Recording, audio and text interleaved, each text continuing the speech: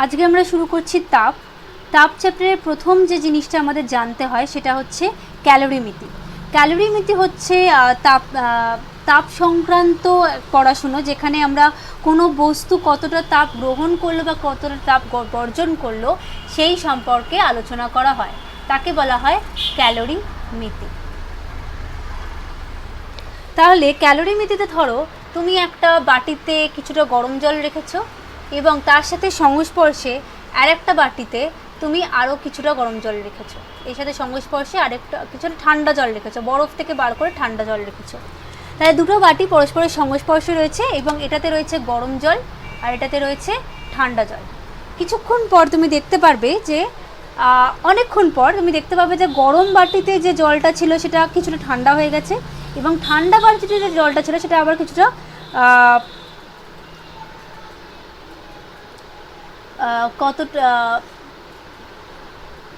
কতটা নর্মাল টেম্পারেচারে চলে এসছে, তাই তো? মানে যেটা গরম ছিল সেটা কিছুটা ঠান্ডা হয়ে গেছে আর কিছুটা যেটা ঠান্ডা ছিল সেটা কিছুটা নর্মাল টেম্পারেচার চলে এসছে। এবং কিছুক্ষণ পর দেখা যাবে যে দুটো বাটি দুজনে সমান উষ্ণতায় চলে এসছে বা সমান অবস্থা, মানে উষ্ণতাই বলতে পারি, যে সমান ঠান্ডা বা সমান যে অবস্থা সেটাতে চলে এসছে।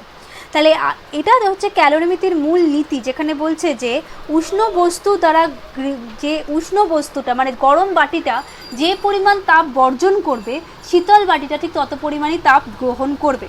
তার মানে ক্যালোরিমিতির মূল নীতি এটা কি, যে উষ্ণ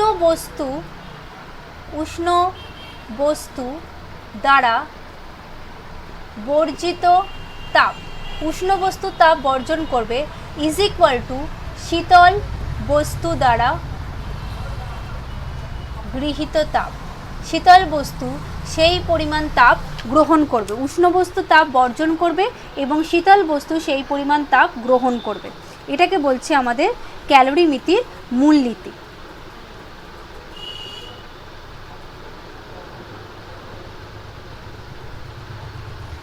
আচ্ছা, তাহলে এটাকে বোঝার জন্য আমাদের বাটি দিয়ে বুঝলে তো হবে না, আমাদেরকে একটু এঁকে বুঝতে হবে।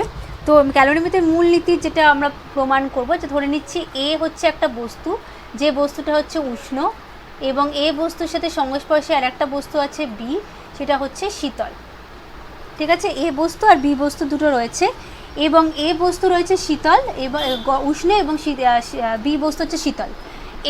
এ বস্তুর ভর হচ্ছে ক্যাপিটাল এম, বি বস্তুর ভর হচ্ছে স্মল এম।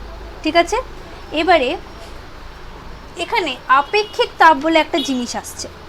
এই ক্লাস 8-এ তোমরা পড়েছিলে যে কোনো বস্তু যে পরিমাণ তাপ গ্রহণ করে বা বর্জন করে সেটা বস্তুর ভরের সাথে সমানুপাতিক হয় এবং উষ্ণতা বৃদ্ধি বা হ্রাসের সাথে সমানুপাতিক হয়। তাহলে গৃহীত বা বর্জিত তাপ, তাহলে যদি আমরা কিউ লিখি, কিউ হলো গৃহীত বা বর্জিত তাপ, সেটা ভরের সাথে সমানুপাতিক ছিল, উষ্ণতা বৃদ্ধি বা হ্রাসের সাথে সমানুপাতিক ছিল এবং সেখানে আর একটা জিনিস আমরা পড়েছিলাম যে সেটাকে বলছিলাম আমরা আপেক্ষিক তাপ। আপেক্ষিক তাপকে আমরা লিখছি এস, স্পেসিফিক হিট। তাহলে এটা ছিল ক্লাস 8-এ আমরা পড়েছিলাম যে গৃহীত বা বর্জিত তাপ যে পরিমাণ ভর তার সাথে সমানুপাতিক হয়, উষ্ণতা বৃদ্ধি বা হ্রাসের সাথে সমানুপাতিক হয়। সমানুপাতি চিহ্ন ওরা তুলতে গেলে একটা ইকুয়াল সাইন দিতে হয়, তার জন্য একটা ধ্রুবক আসে, সেই ধ্রুবকটাই হচ্ছে এখানে আপেক্ষিক তাপ। তাহলে এখানে যে উষ্ণ বস্তু তার আপেক্ষিক তাপ ধরছি S1 আর শীতল বস্তু তার আপেক্ষিক তাপ ধরছি S2। উষ্ণ বস্তু ধরে নিচ্ছি আমি T1 বা θ1 ডিগ্রি সেলসিয়াস উষ্ণতায় ছিল আর শীতল বস্তুটা θ2 ডিগ্রি সেলসিয়াস উষ্ণতায় ছিল। অবশ্যই θ1 ইজ গ্রেটার দ্যান θ2। এবারে কিছুক্ষণ ওদেরকে এই অবস্থায় রেখে দেওয়ার পর ওদের অন্তিম উষ্ণতা হলো, এই দুজনেরই অন্তিম উষ্ণতা হলো θ ডিগ্রি সেলসিয়াস। মানে দুজনেই তাপ গ্রহণ এবং বর্জনের পর দুজনেই সেম টেম্পারেচারে আসলো এবং সেই উষ্ণতাটা হচ্ছে θ ডিগ্রি সেলসিয়াস।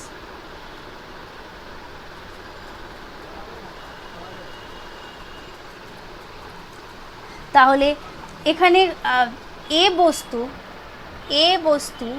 কি করবে, যেহেতু এ বস্তু হচ্ছে উষ্ণ, এ বস্তুর বর্জিত তাপ, এ বস্তু তাপ বর্জন করবে কতটা, অবশ্যই এর ভর এই সূত্র অনুযায়ী S1 θ1 এই পরিমাণ উষ্ণতা, θ1 কেন, θ1 ডিগ্রি ছিল, সেখান থেকে থিটা হলো, তার মানে θ1 মাইনাস থিটা।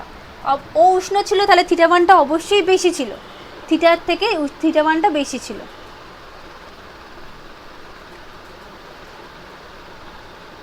ঠিক আছে, তাহলে θ1 মাইনাস থিটা। এবারে একইভাবে বি বস্তু যেটা, সেটা কি করছে, বি বস্তু যেহেতু শীতল, ও কি করবে, গৃহীত তাপ, ও তাপ গ্রহণ করবে কত, m(s2) এই অনুযায়ী।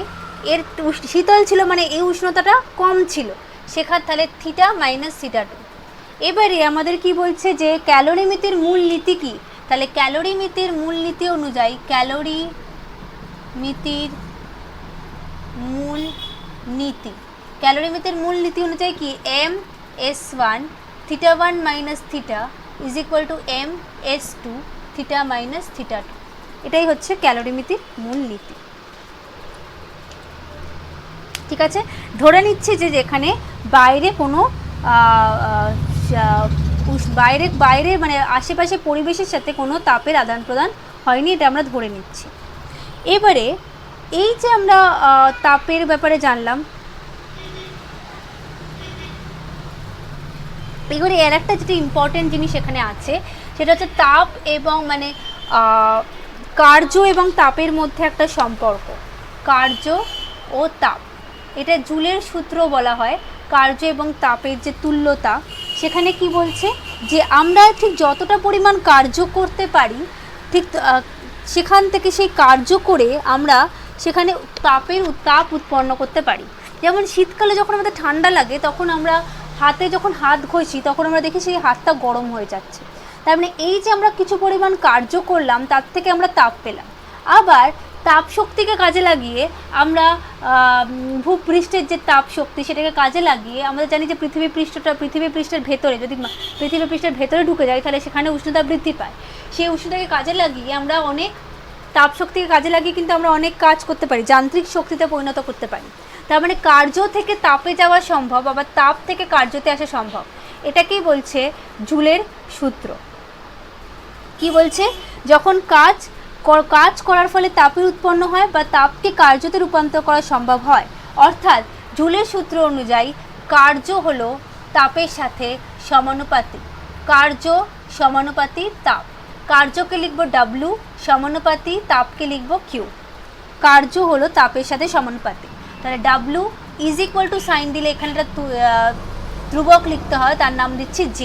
J হলো এখানে যান্ত্রিক তুল্যাঙ্ক বা জুল তুল্যাঙ্ক, একে বলে জুল তুল্যাঙ্ক বা যান্ত্রিক তুল্যাঙ্ক, দুটোর মধ্যে যে কোনো একটা বলে। যেখানে অবশ্যই যে হলো একটা ধ্রুবক এবং এর একটা স্পেসিফিক সিগনিফিকেন্সও আছে, যে তুমি যদি এই সমীকরণে যদি তুমি দেখো, যদি তাপের যান্ত্রিক তুল্যাঙ্ক কাকে বলে,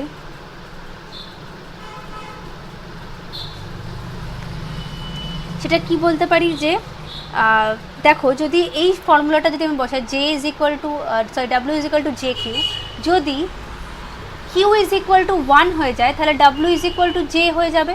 তাহলে এখান থেকে আমি তাপের যান্ত্রিক তুল্যাঙ্কের সংজ্ঞা কি দিতে পারি, যে যখন তাপ একক মানে একক তাপ উৎপন্ন করতে যে পরিমাণ কার্য করতে হয়, তাকেই বলা হয় তাপের যান্ত্রিক তুল্যাঙ্ক। এই ফর্মুলা থেকে তাপের যান্ত্রিক তুল্যাঙ্কের নিজস্ব মান আছে। CGS পদ্ধতিতে এই জের মান হচ্ছে, CGS পদ্ধতি ভালো করে মনে রাখবে, 4.2 × 10⁷ আর্গ বাই, আর্গটা কার একক হচ্ছে, আর্গটা হচ্ছে কার্যের একক, আর এর একক হবে কি, তাপের একক হবে কি, ক্যালোরি।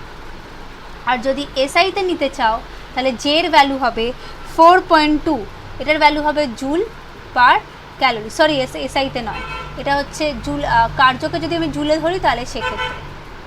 আর যদি এসআইতে নিতে চাই, এসআইতে এদের মান জের ভ্যালু হয় 1, এসআইতে জের ভ্যালু হয় 1। ঠিক আছে, এসআই পদ্ধতিতে। সিজিএসএ এই দুটো, একটা হচ্ছে আর্গ ধরছি, কার্যকে আর্গ ধরছি, একটা কার্যকে জুল ধরছি, আর ক্যালোরি হচ্ছে তাপের একক। আর এসআই পদ্ধতিতে কার্যের এককও হয় জুল, আর তাপের এককও হয় জুল, আর জের মান অর্থাৎ যান্ত্রিক তুল্যাঙ্কের মান হয়ে যায় 1। ঠিক আছে, এরপরে যেটা আছে সেটা হচ্ছে লীন তাপ, যেটা বোঝার জন্য আমি একটা ছবি এঁকেছি যে কঠিন তরল গ্যাস, কঠিনের একটা উদাহরণ হচ্ছে বরফ, তরলের উদাহরণ হচ্ছে জল, গ্যাসের উদাহরণ হচ্ছে বাষ্প। তাহলে যখন আমি বরফ থেকে জল পেতে চাইছি, মানে কঠিন অবস্থা থেকে তরল দরকার হবে, তখন অবশ্যই আমাকে কী করতে হবে, তাপ দিতে হবে। তার মানে কঠিন থেকে তরলে যেতে গেলে আমাকে তাপ দিতে হয়, বরফ গলে জলে পরিণত হয়, তাহলে তাকে তাপ দিতে হবে। একইভাবে জলকে যখন আমরা ফ্রিজে ঢুকিয়ে দিই তখন সেটা বরফে পরিণত হয়। জলকে ফ্রিজে ঢুকিয়ে দেওয়া মানে কি, জলটাকে আমি ঠান্ডা করছি, তার মানে আমি কি করছি, তাপ নিয়ে নিচ্ছি, তাই এটাকে বলা হয় তাপ নিষ্কাশন। একইভাবে তরল অর্থাৎ জল এমনি ছিল, তাকে আমি ফোটাচ্ছি, ফুটিয়ে জ্বলিয়ে বাষ্পে পরিণত করছি। ফোটানো মানে আবার তাপ প্রয়োগ করা। আবার জলটা ফুটে বাষ্পে পরিণত হয়েছিল, সেই বাষ্পটাকে ঠান্ডা করে আবার তরলে পরিণত করছি, তার মানে আবার তাপ নিষ্কাশন করছি। তাহলে এই যে তাপ প্রয়োগ করে আমরা তরল থেকে গ্যাস, গ্যাস থেকে বাষ্প, এরকম আমরা পরিবর্তন করতে পারছি।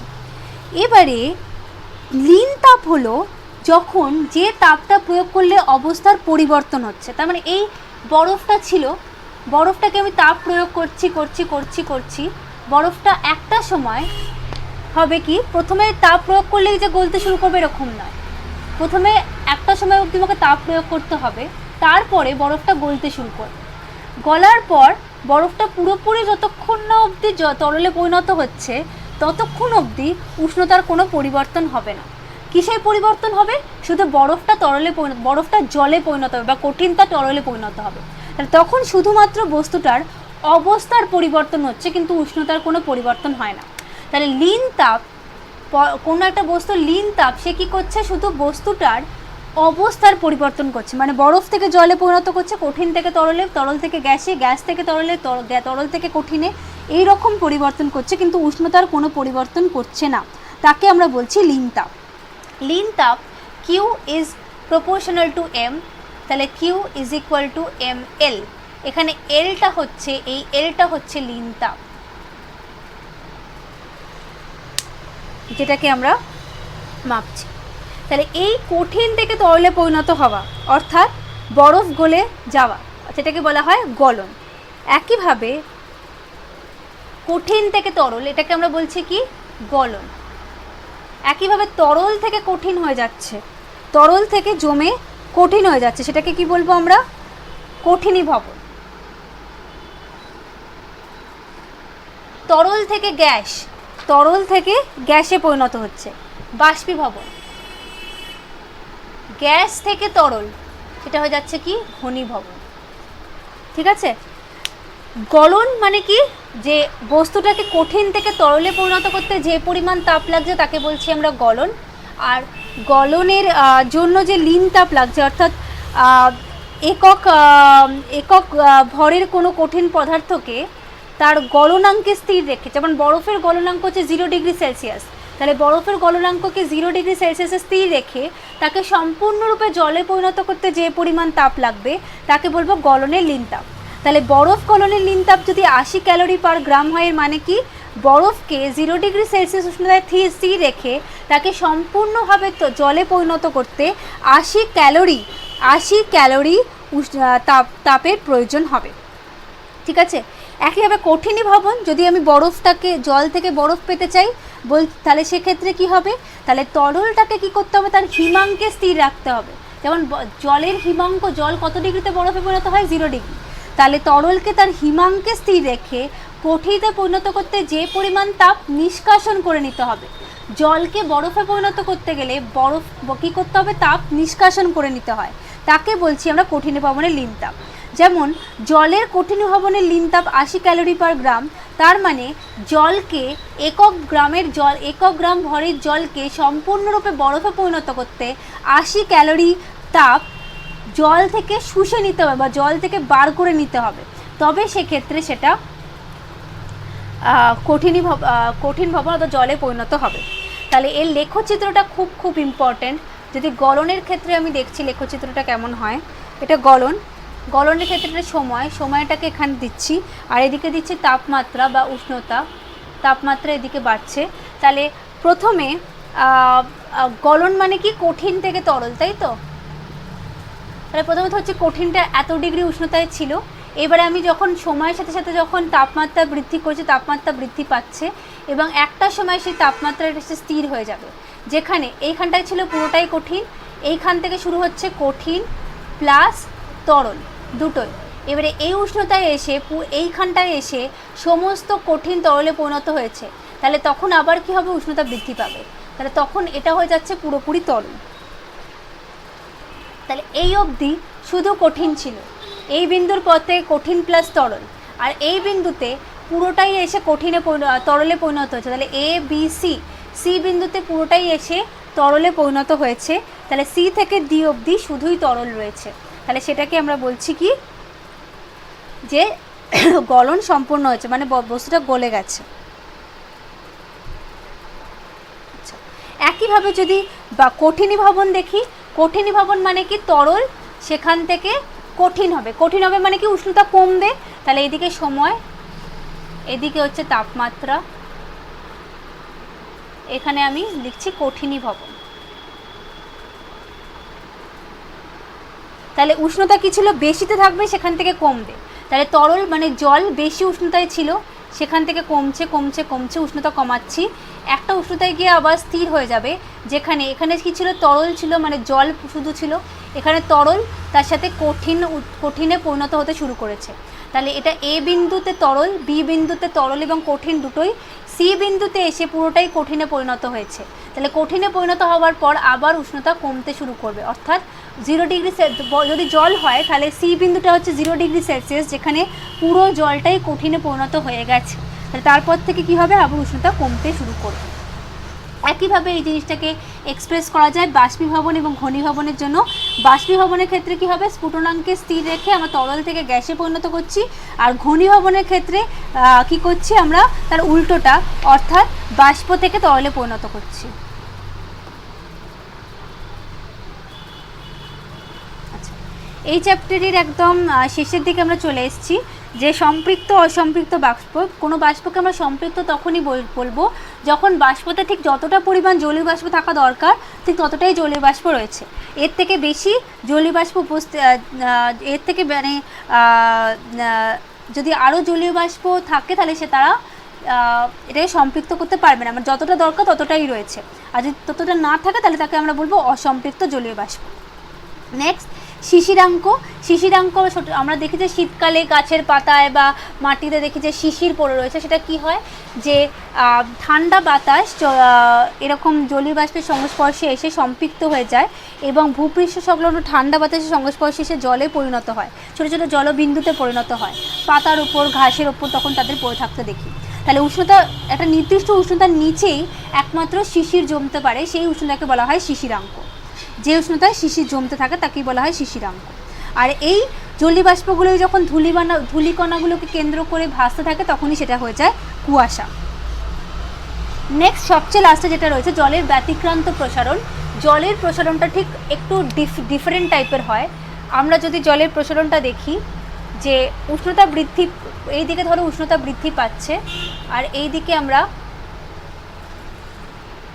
আয়তন এটা আঁকছি, তাহলে যত আমরা জলের উষ্ণতা বৃদ্ধি করব আমরা দেখব যে তার আয়তনের কি পরিবর্তন হচ্ছে।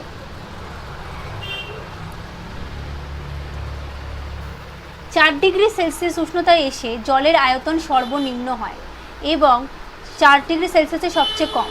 তাহলে এদিকে বেশি ছিল, আবার 4 ডিগ্রির পরেও আবার বেড়ে যাচ্ছে, তাহলে কিন্তু 4 ডিগ্রি সেলসিয়াস উষ্ণতায় জলের আয়তন সবচেয়ে কম।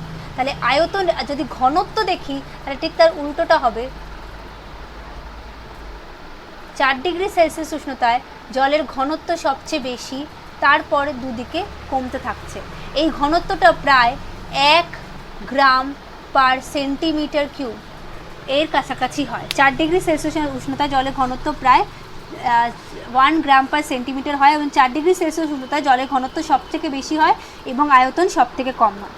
এটাকে কাজে লাগানো হয় জলের ব্যতিক্রান্ত প্রসারণ, মানে কাজে লাগানো হয় না, এটা একটু প্রকৃতিরই নিয়ম যে জলের ব্যতিক্রান্ত প্রসারণ, তো শীতপ্রধান দেশে আমরা দেখি যে জলটা পুরোপুরি কিন্তু বরফে পরিণত হয় না, শুধুমাত্র ওপরের অংশটুকুনি জলে বরফে পরিণত হয়, বাকি অংশটুকু কিন্তু জলে পরিণত হয় না।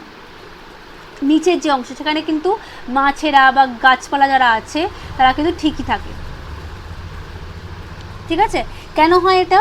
যখন ওপরের যে জলটা, যখন শীতপ্রধান দেশে ওপরের জলটা ঠান্ডা হয়ে যায়, ঠান্ডা হয়ে গেলে তার কী হয়ে যায়, সেটা ভারী হয়ে যায় এবং জলের তলায় চলে যায়, এবং ওপরের নিচের যে জলটা সেটা অপেক্ষাকৃত গরম, সেটা তখন ওপরে উঠে আসে।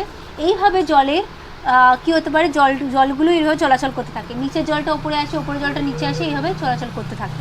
এবং একটা সময় কি হয় যে উপরের স্তরের যে জলটা সেটা 4 ডিগ্রি সেলসিয়াসে পৌঁছে যায়। 4 ডিগ্রি সেলসিয়াসের থেকে যে 4 ডিগ্রি সেলসিয়াসের কাছাকাছি পৌঁছে গেলে তখন কিন্তু 4 ডিগ্রি সেলসিয়াসে কী দেখেছি যে আয়তন সর্বনিম্ন হয়, তখন জলের আয়তন কমে যায়। জলের আয়তন কমে গেলে তখন সেটা কিন্তু হালকা হয়ে যায়, তখন সেটা আর জলটা তখন ওপরে, তখন কিন্তু সে আর নিচে নামতে পারে না। তাহলে ওই 4 ডিগ্রি সেলসিয়াসের পর থেকে যখন 4 ডিগ্রি সেলসিয়াস যেহেতু জলটা হালকা হয়ে গেছে, তারপর থেকে কিন্তু নিচে নামতে পারে না। তাহলে এইভাবে ওপরের জলটা ঠান্ডা হতেই থাকে, এই ঠান্ডা হতে হতে তো ওপরের জলটা বরফে পরিণত হয়, কিন্তু নিচের জলটা তখন আর, নিচের জলটার কিন্তু ওপরের জলের সাথে কোনো চলাচল আর হচ্ছে না, তখন নিচের জলগুলো আর ঠান্ডা হয় না, নিচের জলগুলো 4 ডিগ্রি সেলসিয়াস বা তার থেকে বেশি ডিগ্রি সেলসিয়াসে থাকে, এবং সেগুলো তখন কিন্তু আর বরফে পরিণত হওয়ার চান্স থাকে না। এটাই হচ্ছে জলের ব্যতিক্রান্ত প্রসারণ।